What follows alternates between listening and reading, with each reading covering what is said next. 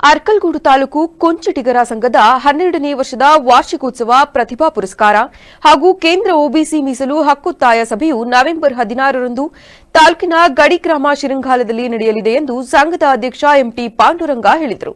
ಮಂಗಳವಾರ ಪತ್ರಿಕಾಗೋಷ್ಠಿಯಲ್ಲಿ ಈ ಕುರಿತು ಮಾಹಿತಿ ನೀಡಿದ ಅವರು, ಕೊಡಗು ಜಿಲ್ಲೆಯ ಕುಶಾಲನಗರ ತಾಲೂಕಿನ ಶಿರಂಗಾಲ ಗ್ರಾಮದ ಉಮಾಮಹೇಶ್ವರಿ ದೇವಾಲಯದ ಆವರಣದಲ್ಲಿ ಬೆಳಗ್ಗೆ 11 ಗಂಟೆಗೆ ಕಾರ್ಯಕ್ರಮ ನಡೆಯಲಿದೆ.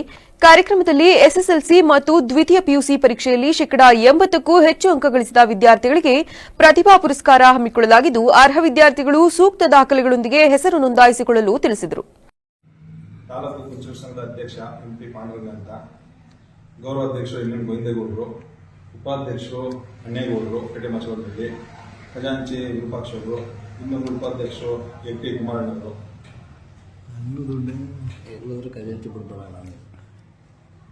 ನಮ್ಮ ಕುಂಚಿರ ಸಮಾಜದ ಅರ್ಕಲಗೂಡು ತಾಲೂಕು ಕುಂಚಿರ ಸಂಘದ ಪ್ರತಿಭಾ ಪುರಸ್ಕಾರ ಕಾರ್ಯಕ್ರಮ ಸುಮಾರು 12 ವರ್ಷಗಳಿಂದ ನಡೆಸ್ಕೊಂಡು ಬರ್ತಾ ಇದ್ವಿ.